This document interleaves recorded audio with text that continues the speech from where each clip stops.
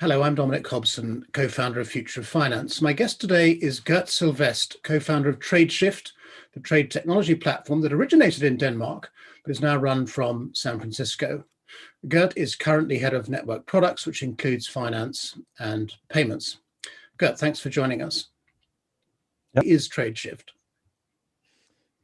Good question. So as you can see from the website, we are actually a little bit of both, or all of these things. So where we started, we were founded in Copenhagen in 2010. We focused on digitization of the transactions that happened between companies.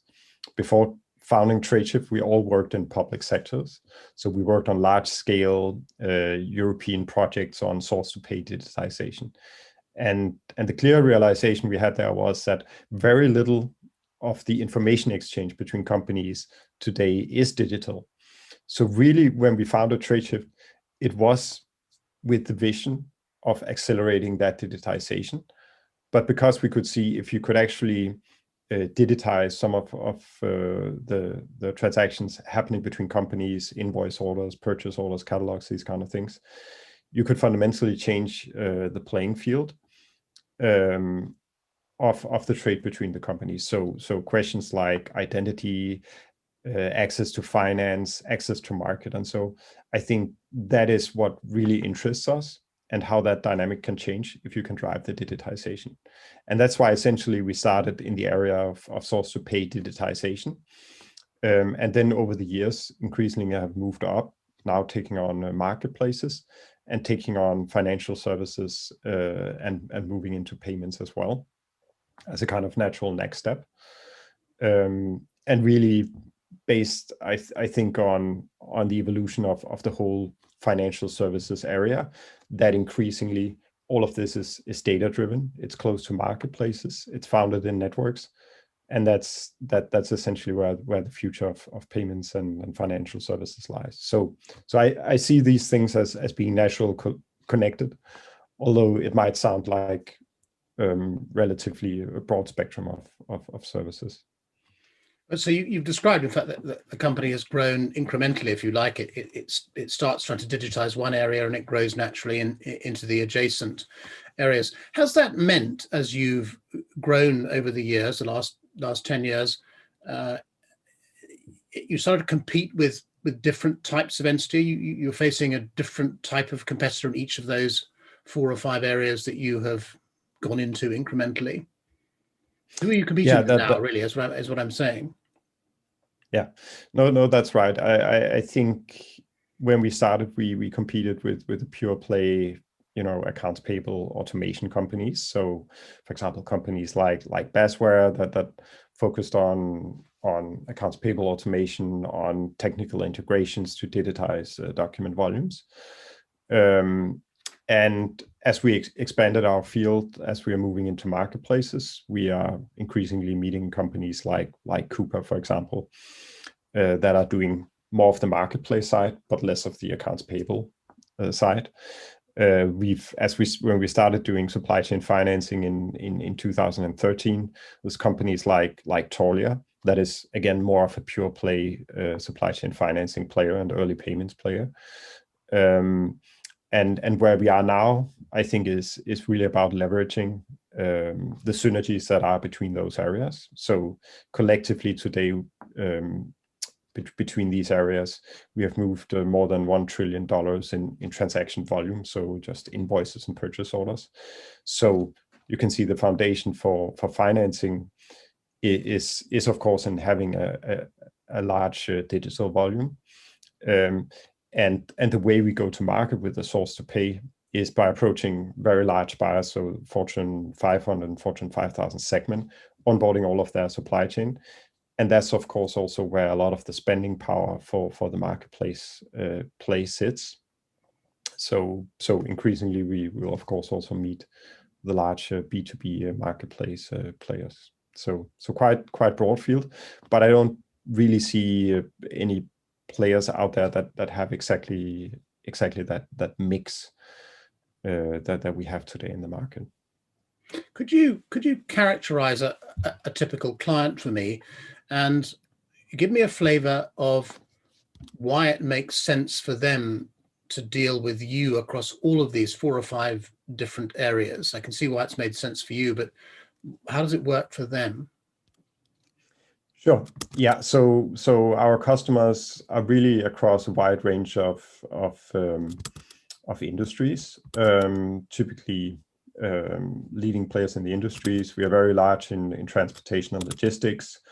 So, we have 8 out of 10 of the largest players in this space. We're also very big in industrial manufacturing. So in transportation and logistics, it's players like Kühner Nagel, DHL, UPS, industrial manufacturing. We look at companies like Unilever and so on. So we have around 500 of these big brand names. They then bring typically the full supply chain. So for many of them across direct and indirect spend, and obviously if you look at it from their perspective, the source to pay motion, what you have in your catalog, what you order, the order collaboration, all the way up to the invoice and the final payment, you work on the same set of information.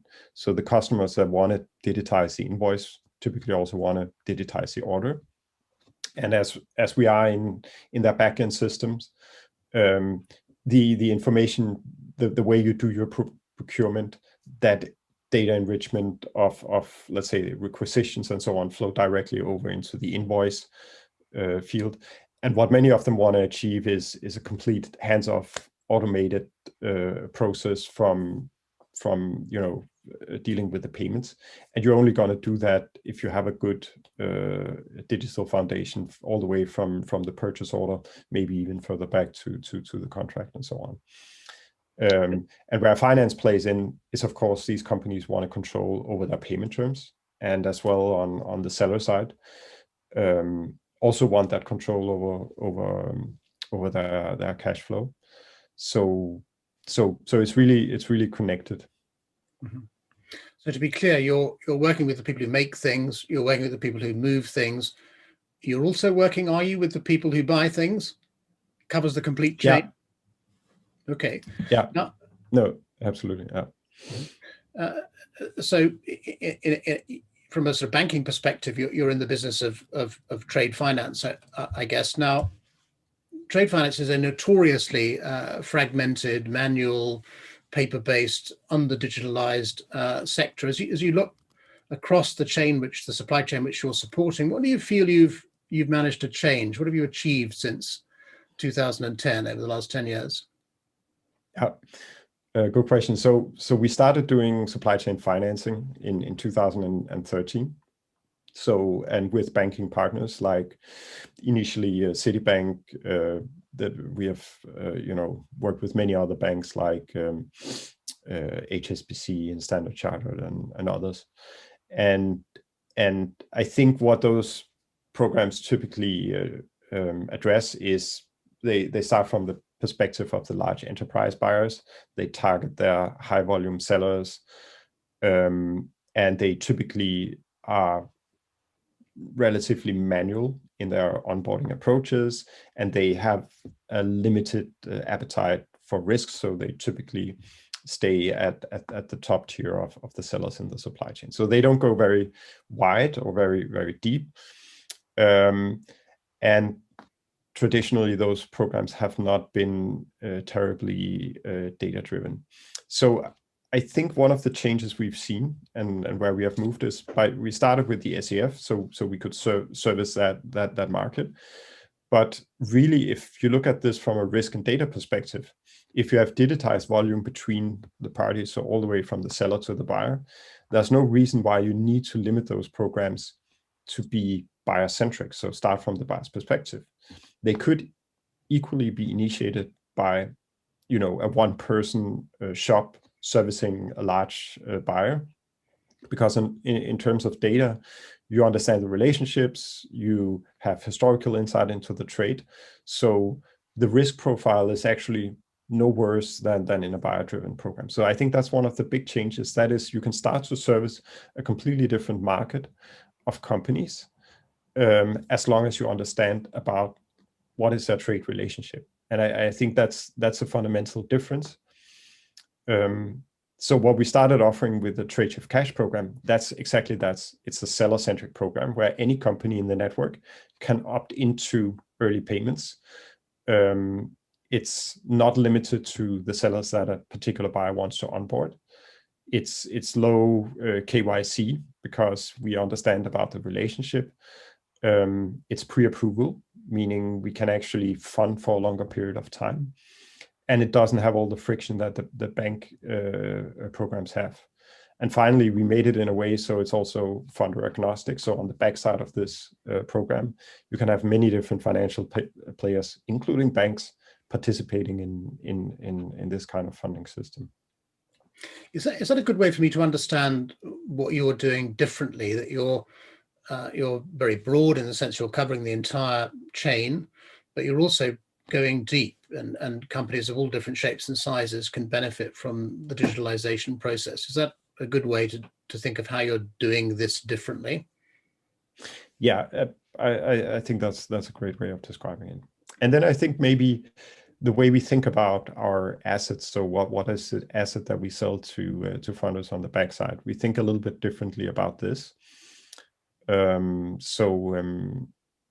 So we have more flexibility in what types of financing programs we can offer with different funders. So as you look forward from what you've built so far, what are the problems on the horizon? What sort of problems are you starting to address now? Yeah, good question. So I think we are still in a climate where a lot of funders are very conservative, and from all my conversations with both private investors and funders and family offices and banks, I think the data-driven financing revolution is a very slow-moving train. So while we see a lot of players in this space, I think if you look at the funder side, I think largely funders are still relatively conservative and slow-moving in terms of what are the types of assets they're buying. And in a world, let's say in trade finance, where you've been used to buying, for example, the receivable as the asset, it comes with a certain package of KYC and documentation requirements and so on, that I think will look very different in the future because you have insight into marketplace and trade data, basically. So I think that's a transition that is going to take time. But if you can change that, I think you can change the dynamics of those programs, who can be included in them, how much friction is there in it, how are they priced, and all of this. You brought up the question of data. You said it's going to be a slow burn on the data side. At Future of Finance, we think data has tremendous revolutionary potential, which is only now starting to be realized. What's your vision of how your business is going to use data? How important is it going to be as you look very far forward to the services that you provide? It's going to mean everything. I mean, the way I see the whole financial space changing, you saw Ant Financials trying to raise, I think it was 35 or 34 billion dollars to create the world's largest IPO,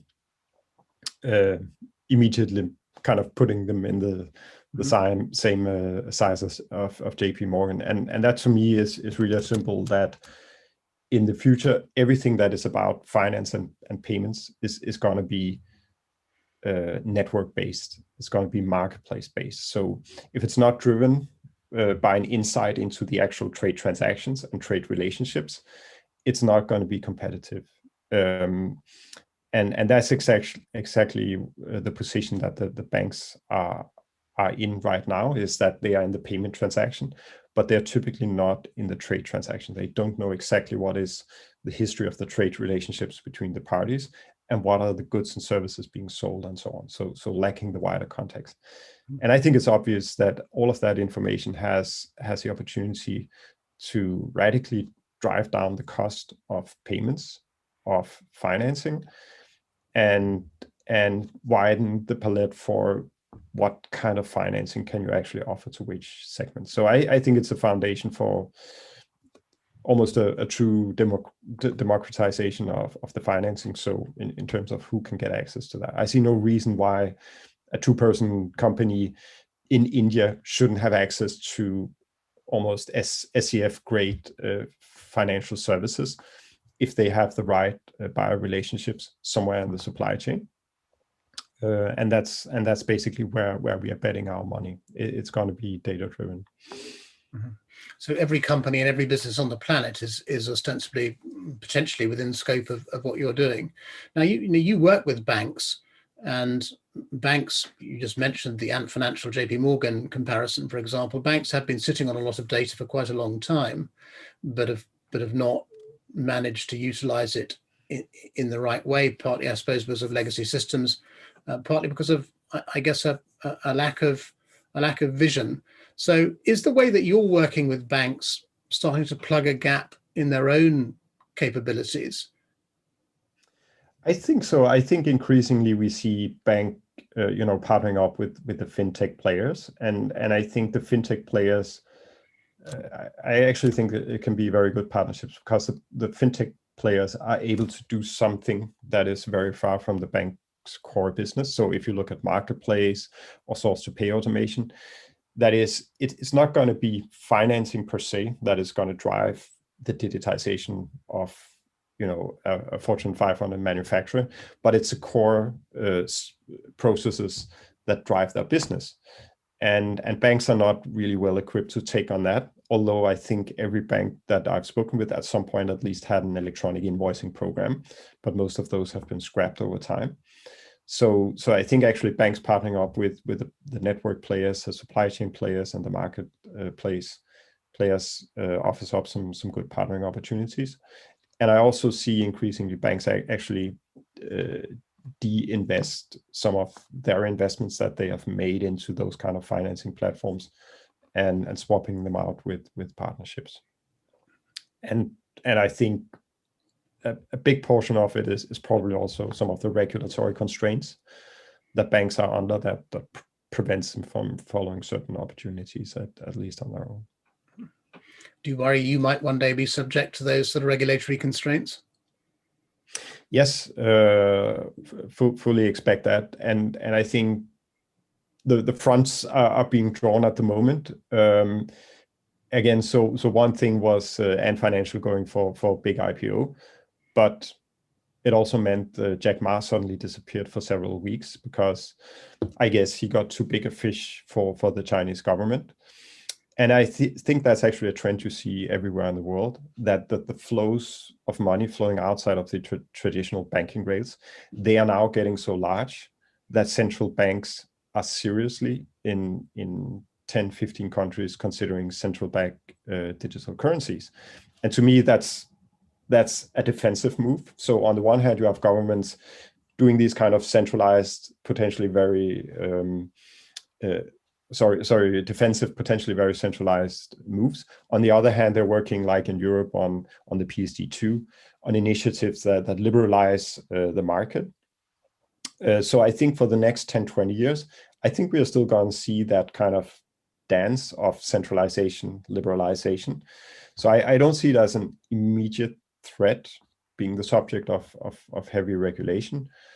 But I definitely see also the banking lobby investing significantly in pushing that agenda to get the fintech space regulated. And I do see governments starting to take precautionary measures. But I would also see, for example, central bank digital currency as a huge opportunity for many players who still today have a difficult time competing. Because they're lacking some of the fundamental infrastructure for building higher level value-added services. You've begun to describe pretty clearly how data flows meet value flows and become information flows, and data and value become almost indistinguishable, particularly when you start to think about digital currencies. So we've talked a lot about data and how it translates into value. We haven't talked much about technology. And I know that you're using artificial intelligence, blockchain, machine learning, Internet of Things, sensors, and other technologies. What are you applying these technologies to? Yeah.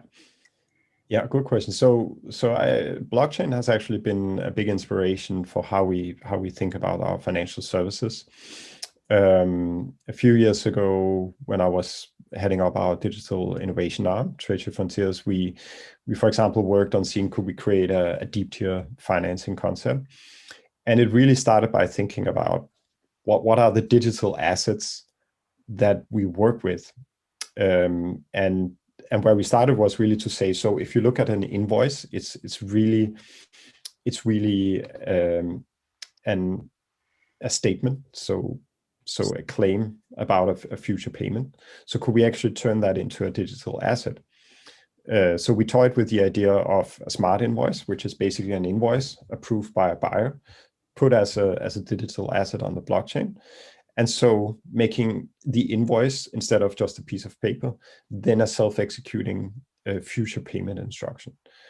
And if you think about some of the challenges that you have today in supply chain financing and early payments, where the cost and the risk come from is exactly answering that question. That is, what is the likelihood that in the future a buyer is going to pay this invoice or this purchase order or transaction XYZ?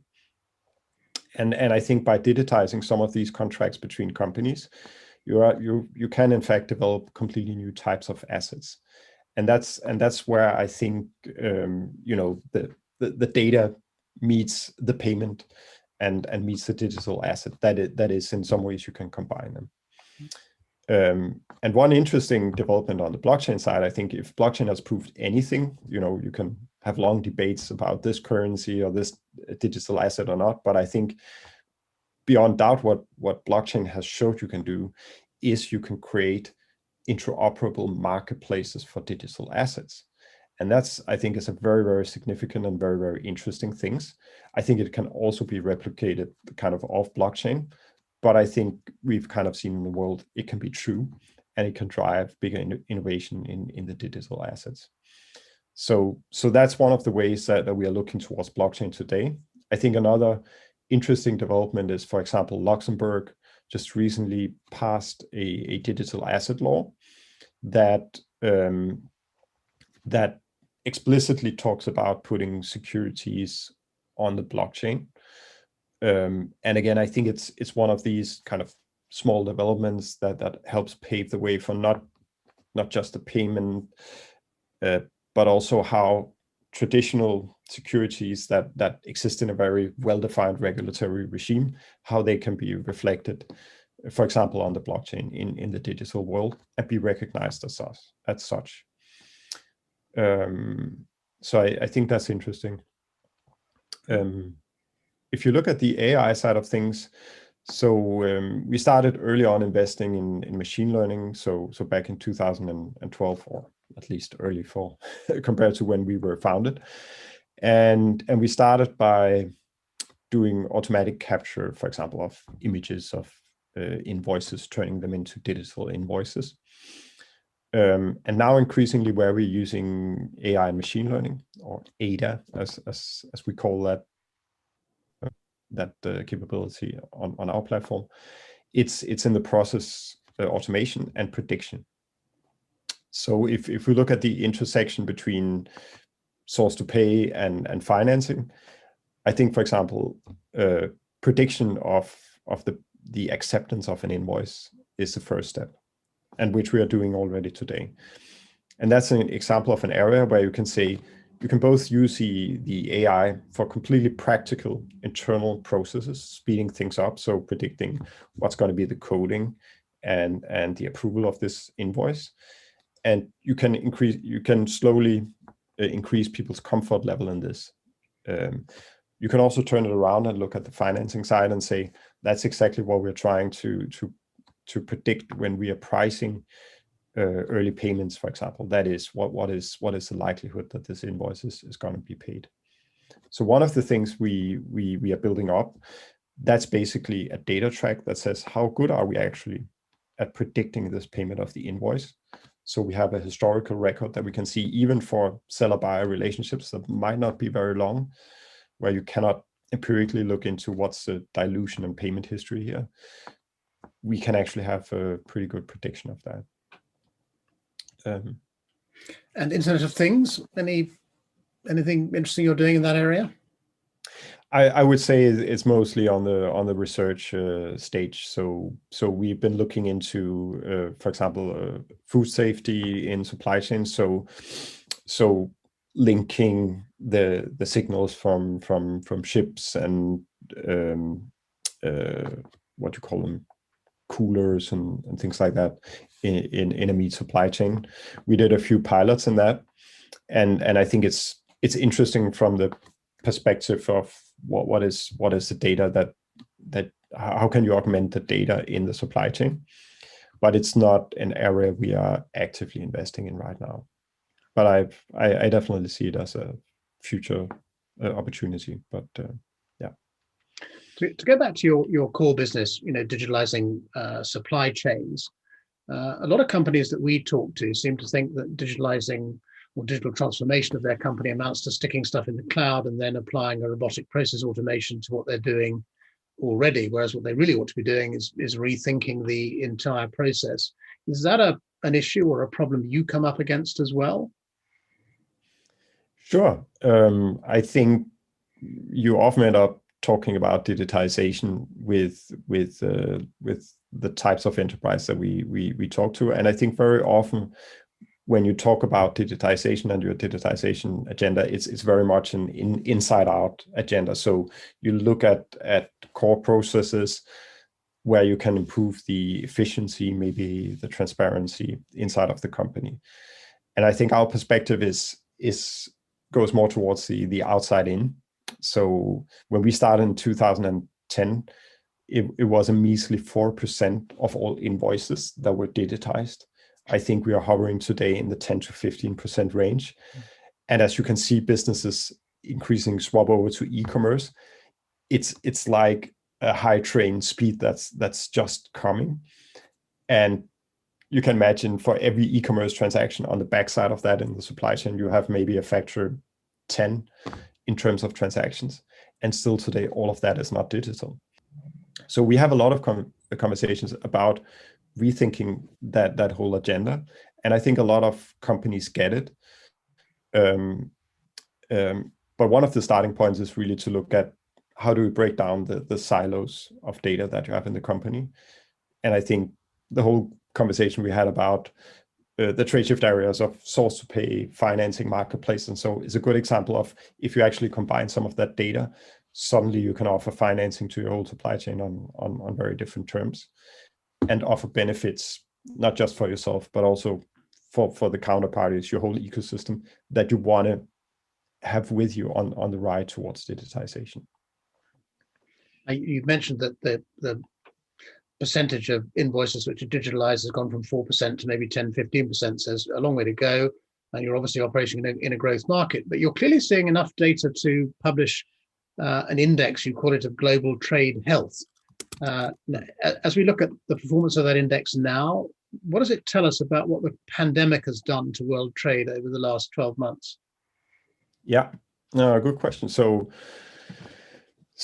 one of the things we could see was about the interplay between purchase orders and invoices, which I think is interesting because you can say a rise in purchase orders tells us something about how the economy is correcting itself. So for example, in Q3 last year, we saw a resurgence in orders with, by far the biggest resurgence in the US, followed by a little bit slower resurgence in Europe and UK. But when we then looked at the invoicing patterns, we can see that on average, that suppliers experienced 15.6 days later payments compared to pre-COVID. So as we hit areas where order volume either hit pre-COVID times or or higher than pre-COVID times, we're actually seeing that their payment terms are not following. And add to that, we are already seeing average payment times having jumped up to 60 days plus. So taking a jump during the COVID period. So I think it's going to be interesting to see that you have sellers that are then in this kind of almost triple crunch of searching orders, but longer payment times. So they are actually in a pretty serious credit crunch, and at least what we saw in the last financial crisis was that a lot of supply chains got disrupted because as sellers further down the line started defaulting, then it started impacting the large companies as well. So clearly the pandemic is creating liquidity issues. It's getting harder to get paid on time. Are you able to help companies solve that problem?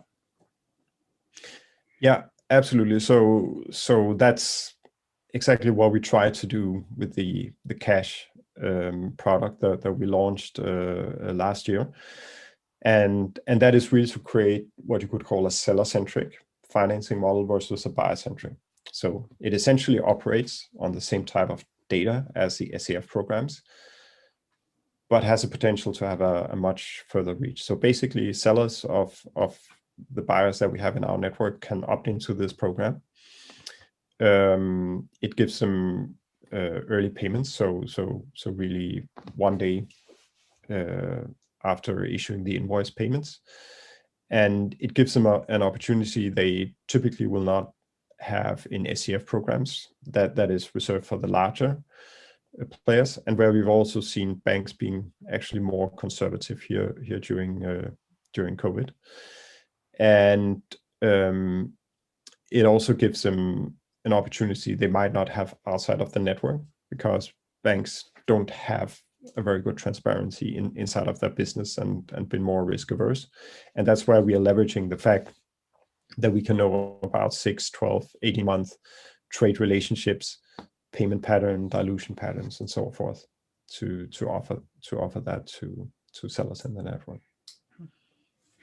I have one final question, which arises out of something you've mentioned a number of times, which is KYC, know your client. One of the big underlying structural changes in the trade finance business is correspondent banks exiting the business because they cannot be confident they understand the underlying client of their counterpart.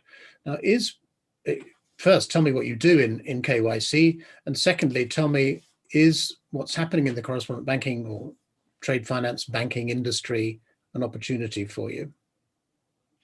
Yeah, I definitely think it's an opportunity. So I think the key thing to understand is that we are looking at the buyer-seller relationship, and we have digital volume. That means from the start, we always have this kind of two-sided view on the transaction. So I think one of the challenges in traditional factoring is that you typically mainly have the seller view on things. So you don't quite have the insight when is an invoice approved or when is it not.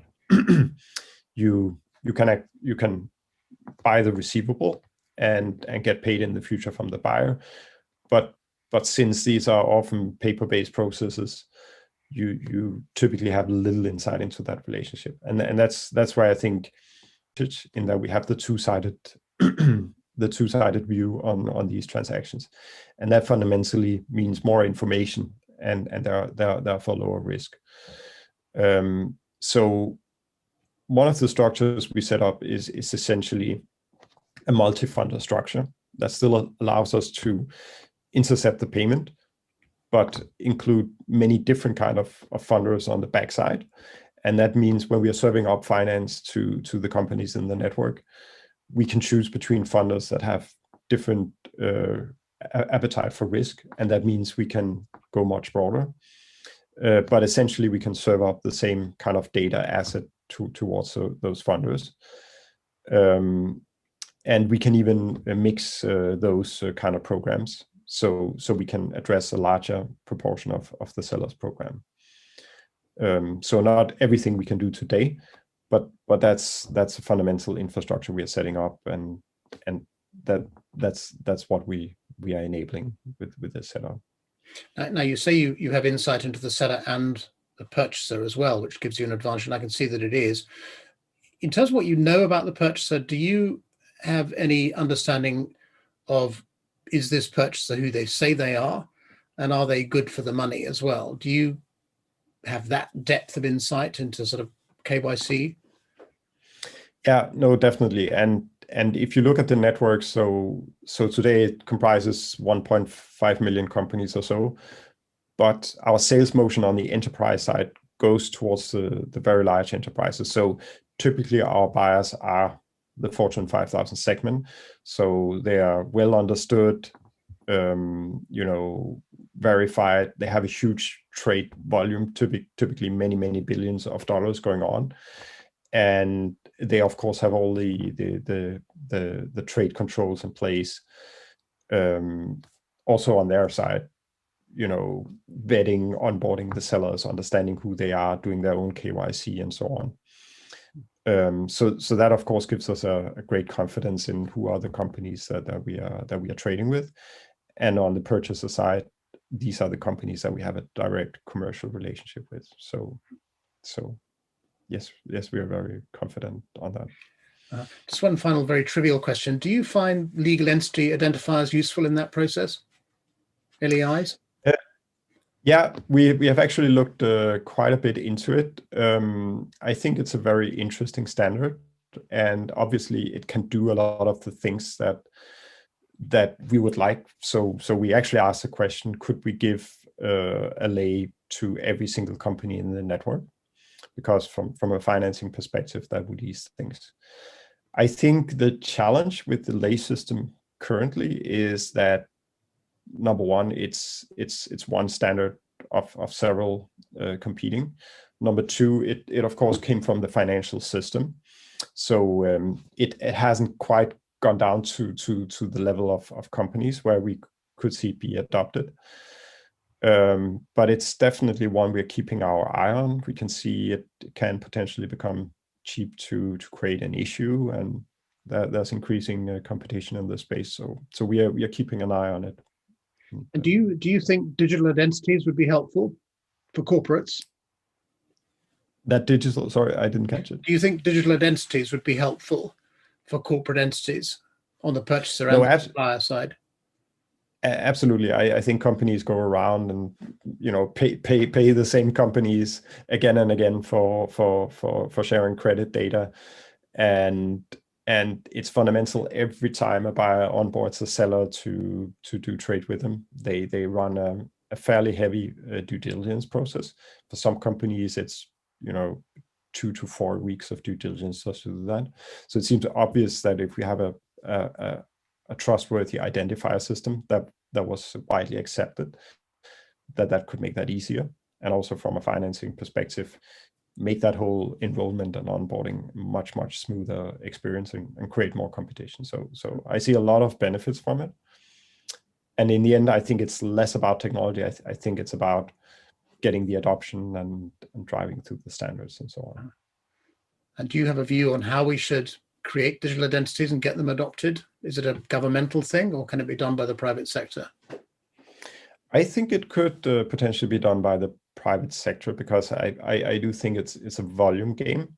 It could also be a private-public partnerships. I think what we saw, for example, in the Danish public sector was a pattern that spread to the rest of Europe when Denmark started creating a digital standard for the invoice. It was based on an open standard called UVL, but they actually ratified that into law and said, this is what an invoice is going to look like. And in an amount of very short time, it drove rapid adoption of electronic invoicing in Denmark. And it's since been a pattern that's been copied by other countries and in the European Union. So I think it's an example where government goes in and sets a standard, but apart from that, stays back a little bit. It's not that they created huge infrastructures to support it, but basically gave it out there to the private sector and said, anybody can implement this standard. And it gave rise to, it actually drove a lot of volume. And that's in the end what made some of these standards win, was that in the private sector they ended up driving volume. And maybe some similar things could be done with the lay. Gert Sylvest, it's been a fascinating conversation. Thank you very much. Yeah, thank you.